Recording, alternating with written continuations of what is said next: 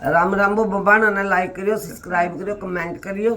Gas माता की कहानी सुनावा और बढ़िया लगे तो लिख के कमेंट में दे दियो बस। बोल विष्णु भगवान की जय। धर्मराज युधिष्ठिर बोले, हे भगवान, फागुन मास की शुक्ल पक्ष की एकादशी का क्या महत्व है, सुनाइए। और चैत्र मास के शुक्ल पक्ष की एकादशी के बारे में बतलाइए। इस एकादशी का क्या नाम है,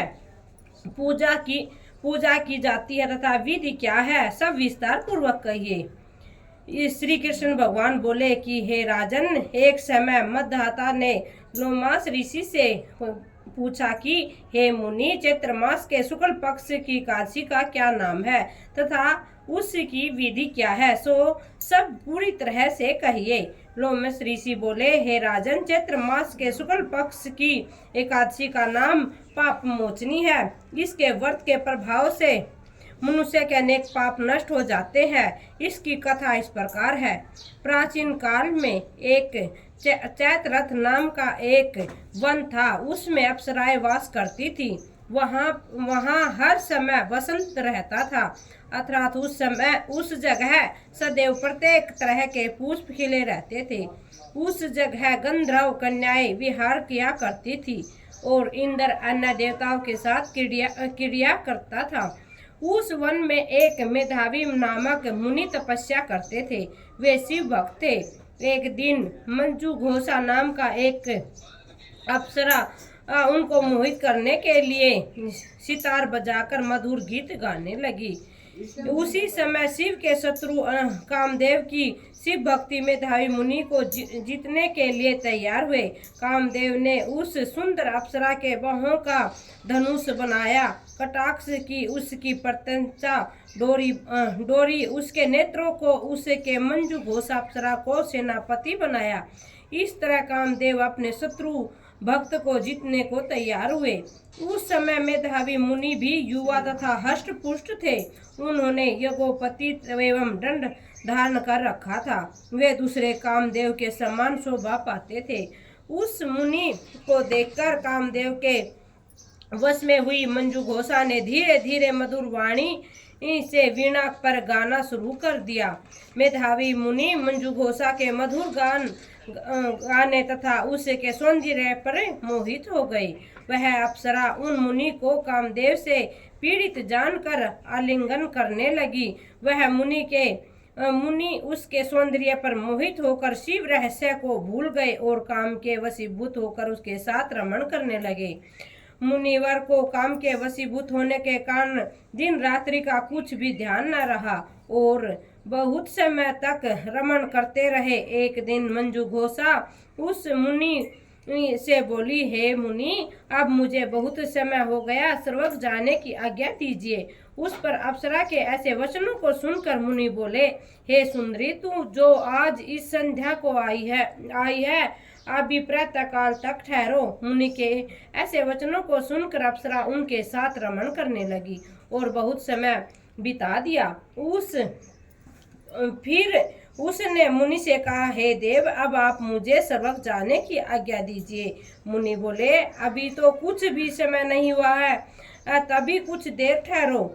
इस पर वह अप्सरा बोली, हे मुनि, आपकी रात्रि तो बहुत लंबी है। अब आप सोचिए कि मुझे आपके पास आए कितना समय हो गया है। उस अप्सरा के वचनों को सुनकर मुनि को ज्ञान प्राप्त हुआ और समय का विचार करने लगे। जब रमण करने से उसका प्रभाव 57 साल 7 माह 3 दिन ज्ञात हुआ तो उस अप्सरा को काल का रूप समझने लगे। वह महान क्रोधित हुए और उस तप का नाश करने वाली अप्सरा की तरफ देखने लगे। उनके अधर कांपने लगे, इंद्रियां व्याकुल होने लगी। तब मुनि उस अप्सरा से बोले, हे दुष्ट, मेरे ताप की नष्ट करने वाली तू अब मेरे शाप से पिचासनी हो जा। तू महान पापनी और दुराचारणी, तुझे धिक्कार है। उन मुनि के क्रोध युक्त श्राप से वह पिचासनी हो गई। तब वह बोली, हे मुनि, अब मुझ पर क्रोध को त्याग कर प्रसन्न हो जाओ और इस श्राप का निवारण कीजिए। विद्वानों ने कहा है, साधुओं की संगत अच्छा फल देने वाली है, इसीलिए आप के साथ मैं तो बहुत वर्ष व्यतीत हुए हैं, अतः अब आप मुझ पर प्रसन्न हो जाइए। तब मुनि को कुछ शांति मिली और उस पिशाचनी से बोले, अरे दुष्टे, तूने मेरा बड़ा बुरा किया है, परंतु फिर भी सांप से छूटने का उपाय बतलाता हूँ। चैत्र मास के शुक्ल पक्ष कृष्ण पक्ष की जो एकादशी है उसका नाम पाप मोचनी है। उस एकादशी का व्रत करने से तू पिशाचनी की देह से छूट जाएगी।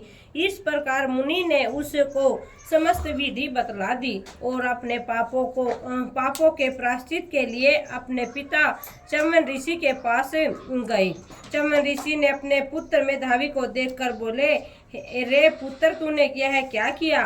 तेरे समस्त तप नष्ट हो गए हैं। मेधावी बोले, हे पिताजी, मैंने बहुत बड़ा पाप किया है, आप उससे छूटने का कोई उपाय बतलाइए। चमन ऋषि बोले, हे तात, तुम चैत्र मास के कृष्ण पक्ष की पाप मोचनी नामक एकादशी का विधि तथा भक्ति पूर्वक व्रत करो, इससे तुम्हारे समस्त पाप नष्ट हो जाएंगे।